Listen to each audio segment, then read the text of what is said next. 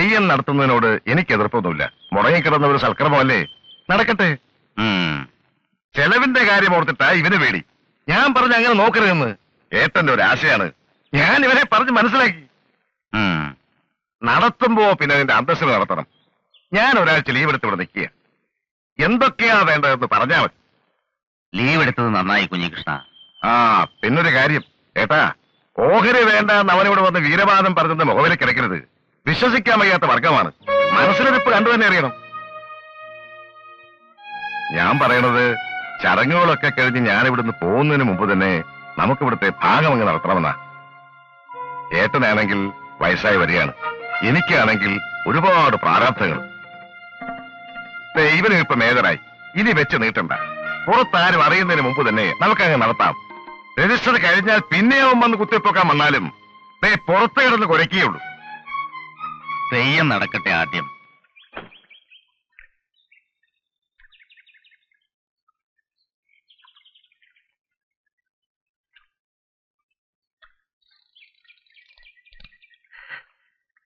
ഞാൻ എന്തൊക്കെയാ ചെയ്യേണ്ടെന്ന് വെച്ചാൽ നേരത്തെ പറഞ്ഞു.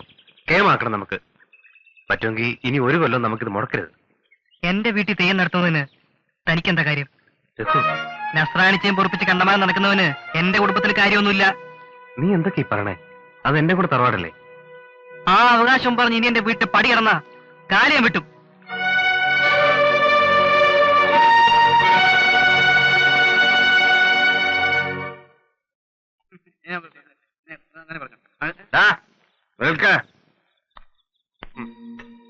നിന്റെ പടി കിടന്നാ നീ കാല് വിട്ടു അല്ല? എങ്കിൽ കേട്ടോ, ആ പടിക്കകത്തെ മണ്ണ് എന്റെയും കൂടിയാ. അവിടുത്തെ ദൈവങ്ങളും പിതൃക്കളും എന്റെയും കൂടിയാടാ. നിന്റെ തന്തയുടെ ശവം എടുക്കുമ്പോ തല പിടിക്കേണ്ടത് ഞാനാ, മരുമകൻ. പിന്നെ തറവാട്ടിലെ കാരണവര് ഞാനാ, പൂമംഗലത്തെ ഉണ്ണികൃഷ്ണൻ നമ്പ്യാര്. പിന്നെ തെയ്യം നടത്തേണ്ടത് ഞാനാ. എന്നെ പടിക്കകത്ത് കിടന്നാ നീ കാല് വിട്ടു അല്ല? എന്നെ പുറത്തു നിർത്തിയിട്ട് തെയ്യം നടക്കൂല, നടത്തിക്കൂല. ഞാൻ പൂമംഗലത്തെ ഉണ്ണികൃഷ്ണൻ നമ്പ്യാരാ പറയുന്നേ, നടത്തിക്കൂല.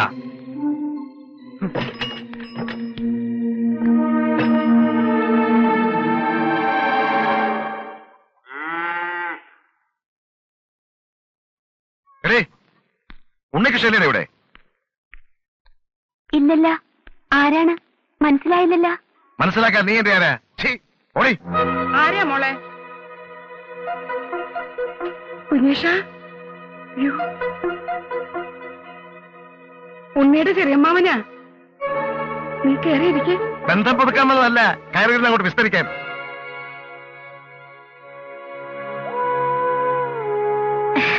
ഇച്ചിരി കാപ്പി എടുക്കട്ടാ? കൊണ്ടുപോയിരുന്ന് തത്തയ്ക്ക് കൊടുക്ക്. അവർക്കിടെ ഒരു കാപ്പി.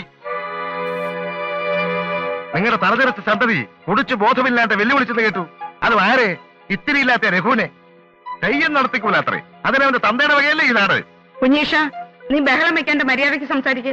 ബഹളം വയ്ക്കുക മാത്രമല്ല, ഇടയാൻ നിന്നാൽ ഈ പുറയ്ക്ക് തീ കൊടുത്തു. പറഞ്ഞേക്കവനോട്, തെയ്യം നടക്കുന്ന സ്ഥലത്തെങ്ങാനും അവന്റെ തലവെട്ടം കണ്ടാൽ ശവം ഈ പുഴയിലാവൂല പുതണത്.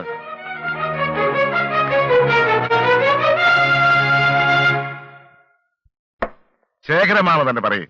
കണ്ടതെന്നാണല്ലോ സൗദാമിനിയോപ്പോൾ കല്യാണം മുടക്കി ഇറങ്ങിപ്പോണത്. ക്ഷമിച്ചു, സഹിച്ചു. ഞങ്ങളുടെ തറവാട്ടിന്റെ മാനം മാത്രമേ കേട്ടിട്ടുള്ളൂ.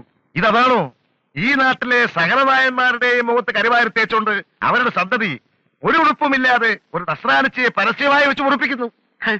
ചോദിക്കേണ്ടതും തടയേണ്ടിയിരുന്നതും നിങ്ങളൊക്കെ തന്നെയാണ്. ഞാൻ ഈ നാട്ടിലില്ലല്ലോ, നിങ്ങളത് ചെയ്തില്ല. അത് പിന്നെ അങ്ങനെയല്ലേ കുഞ്ഞകൃഷ്ണ? ഞാൻ അന്നേ പറഞ്ഞതാ, രാത്രിക്ക് രാത്രി നാട് കിടത്തണമെന്ന്. ആണായിട്ട് ഒരുത്തനെങ്കിലും കൂടെ നിൽക്കണ്ടേ? അത്രയ്ക്കൊന്നും അങ്ങനെ ചിന്തിച്ചില്ല. ചിന്തിക്കാണ്ടിരുന്നത് ഇന്ത്യ ഇപ്പൊ കാണുന്നേ. കളിച്ച് കളിച്ച് തെയ്യം മുടക്കിക്കുമെന്ന അവന്റെ ഭീഷണി. കൊലക്കുറ്റത്തിന് 4 കൊല്ലം ജയിലിൽ കിടന്നവനാ. അവന് എന്തിനും മടിക്കില്ല. എന്ന് വെച്ച് തെയ്യം മുടക്കേ? മുടക്കൂല. നസ്രാണിച്ചയെ പൊറപ്പിക്കുന്നവൻ വിളക്കെടുത്ത് ഭഗവതിയെ തീണ്ടി അശുദ്ധമാക്കാൻ അനുവദിച്ചാൽ അത് കണ്ട് നമ്മൾ ആണും പെണ്ണും കിട്ട കുറെ നായന്മാര് കാന്ന് മിണ്ടാതിരുന്ന തെയ്യം നടക്കും. അങ്ങനെ നടത്തണോ? തെയ്യം നടത്തുന്നത് തറവാട്ടിന്നാണെങ്കിലും ഭഗവതി നാടിന്റെയാ. കോപിച്ചാൽ അനുഭവിക്കാൻ പോകുന്നത് ഞങ്ങള് മാത്രമല്ല, നാടടക്കമാ. എന്താ ചെയ്യാ കുഞ്ഞകൃഷ്ണ? ചെയ്യേണ്ടതൊക്കെ ഞാൻ ചെയ്യാം. കൂടെ നിൽക്കാൻ പറ്റുമോ? ഞാൻ നിൽക്കും.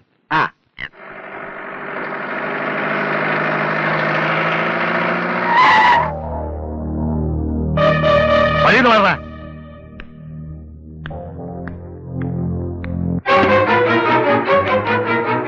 ആണുങ്ങളില്ലാത്തവൻ വീട്ടിൽ കയറി വന്ന് ഭീഷണിപ്പെടുത്തുകയും തെറി വിളിക്കുകയും ചെയ്യുന്നത് തറവാട്ടി പറഞ്ഞവർക്ക് പറഞ്ഞിട്ടുള്ളതല്ല. പൂമംഗലത്തെ ചോര തന്നെ ഞാനും. എന്റെ കാരണന്മാർക്ക് ചീത്തപ്പേരുണ്ടാക്കുന്നു. ചെറിയമ്മാനാണ് ഞാൻ ഓർക്കില്ല.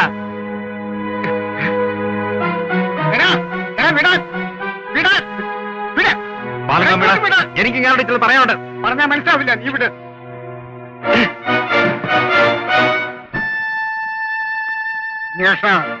എടാ, പണ്ട് ഇവന്റെ അമ്മ ഇറങ്ങിപ്പോന്നപ്പോൾ രാവ് വെളുക്കുന്നതിന് മുമ്പ് ഇവന്റെ തന്തയെ തല്ലാനും കൊല്ലാനും നീ ആളെ അന്ന് എന്റെ കയ്യിൽ നിന്ന് കിട്ടിയ എന്റെ ചൂട് ഇപ്പോഴും നീ മറന്നു കാണില്ല.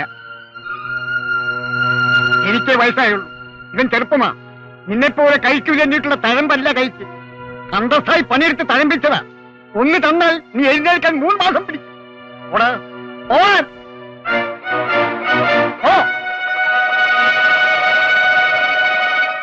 ചെറിയമ്മാവനെ വഴി തടഞ്ഞ് തല്ലാൻ ചെന്നു പറഞ്ഞാ അവിടെ ചന്ദ്രഹാസം.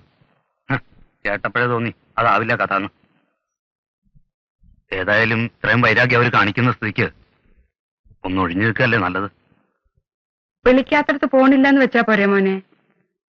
അമ്മ പറയണത് കേക്ക്. സ്വന്തക്കാരടുത്ത് വഴക്കിന് നിൽക്കണ്ടെന്ന്. നസ്രാണിച്ചെ പൊറപ്പിക്കുന്നത് ഞാനാ. എന്റെ മോനെ വിളക്കെടുക്കാൻ സമ്മതിക്കണ്ട. പക്ഷെ ഞാനെടുക്കും. അതെന്റെ അവകാശ. എന്റെ അമ്മ ആ തറവാട്ടിലെ സന്തതിയാ. എന്റെ അച്ഛൻ 1-ാം തരം നായരാ. എന്നെ തടയാൻ നിൽക്കണ്ട ആരും.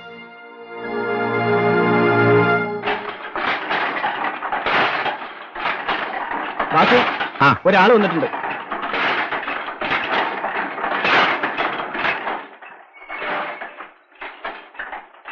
ആരാ? ആ, പറഞ്ഞാലേ അറിയൂ. സുധ പറഞ്ഞയച്ചിട്ട് വന്നതാ. സുധയോ? നിങ്ങളാരാ? ചോദ്യം തെറ്റില്ല. നമ്മൾ കണ്ടിട്ടില്ലല്ലോ. ഞാനവിടെ ഭർത്താവാ. ഗോപി. ആ, ഒഴിവാക്കാനാവാത്തൊരു സാഹചര്യം ആയതുകൊണ്ടാ താൻ ഇവിടെ ഉണ്ടെന്നുള്ള കാര്യം അവൾ എന്നോടെങ്കിലും പറഞ്ഞത്. എന്താ കാര്യം? നാളെ തെയ്യമാണ്. ഞാനതൊക്കെ പണ്ടേ ഉപേക്ഷിച്ചതാ. പറയണത് കേൾക്കുക. വിളക്കെടുക്കുമെന്ന് ഉണ്ണി, പടികടന്ന കാലുവെട്ടുന്ന് രഘു, വാശിമൂത്ത് തന്റെ അച്ഛൻ, കലക്ക വെള്ളത്തിൽ മീൻ പിടിക്കാൻ തന്റെ ചെറിയച്ഛൻ. ആവുന്നതും പറഞ്ഞു നോക്കി. എല്ലാവർക്കും ഭ്രാന്താ. കൂടെ വന്ന തറവാട്ടുമുറ്റത്ത് ചോര വീഴാണ്ട് നോക്കാം. തകപ്പത്താരെ, തന്നോട് മാത്രം വരാൻ പറഞ്ഞത് കാര്യത്തിന് താനേ ഉതകൂന്നുള്ളതുകൊണ്ടാ. നമ്പ്യാര് പറയാ, ഞാൻ എന്തിനും തയ്യാർ. ഈ ഉണ്ണികൃഷ്ണന്റെ ശല്യം ഇനി ഈ നാട്ടുകാർ ചുമക്കേണ്ടി വരില്ല. മത്താഞ്ചേരി എന്ന് എന്റെ ആൾക്കാർ എത്തിക്കഴിഞ്ഞു. അവനെങ്കിൽ വരട്ടെ വിളക്ക് കൊടുത്താൽ. പിന്നത്തെ കാര്യം അവർ നോക്കിക്കോളൂ. ഈ തങ്കപ്പനായരും നമ്പ്യാരുടെ കൂടെ തന്നെ വെക്കും, ഉറപ്പാ.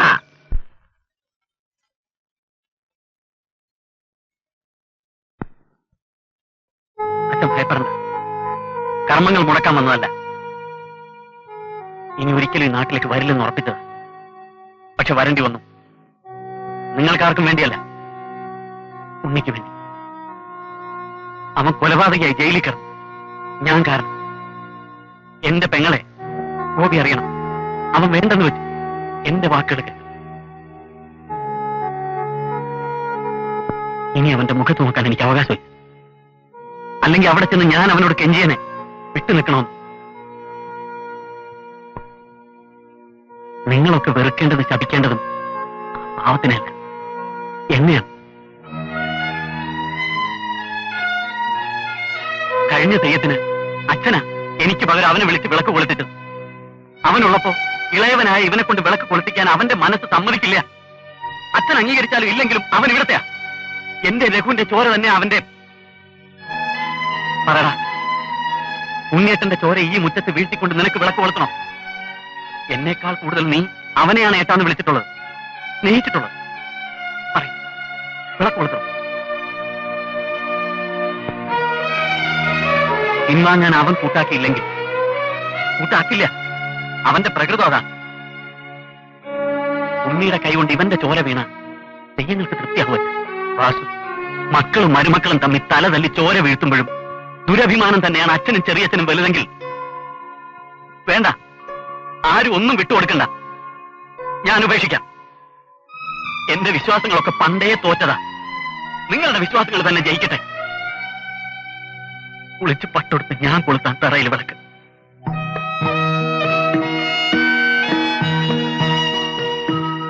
എന്നെ മുന്നിൽ കണ്ടാൽ വിളക്ക് തൊഴുത് മാറി നിൽക്കാനേ കഴിയൂ. അവൻ എതിർക്കാൻ അവന്റെ മനസ്സ് അനുവദിക്കില്ല.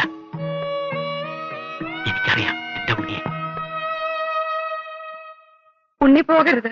വേണ്ടാന്ന്. ഉണ്ണി, പിറകിൽ നിന്ന് വിളിക്കരുത്. സൽക്കർമ്മത്തിനാണ് ഞാൻ പോകുന്നത്.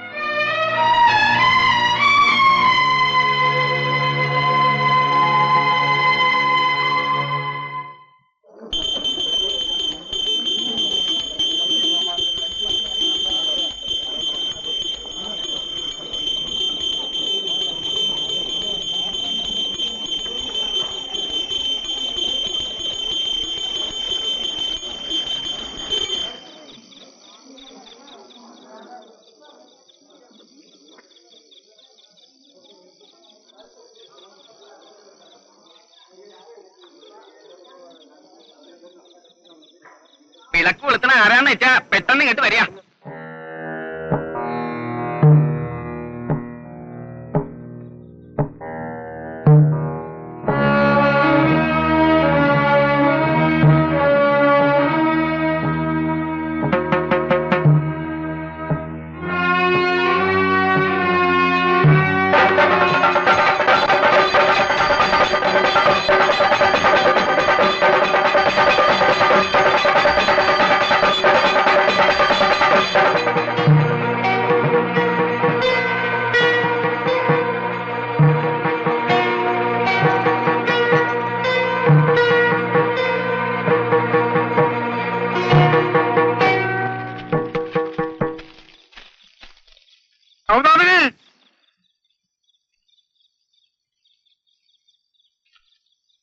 ഉണ്ണി എവിടെ? പോയോ? പോയി. അവനെ തടയണം. ഏത് വിധയിലും പിന്തിരിപ്പിക്കണം. കുഞ്ഞികൃഷ്ണൻ അവനെ ചതിക്കും. മട്ടാഞ്ചേരിയിൽ അവൻ ആൾക്കാരെ ഇറക്കിയിട്ടുണ്ട്.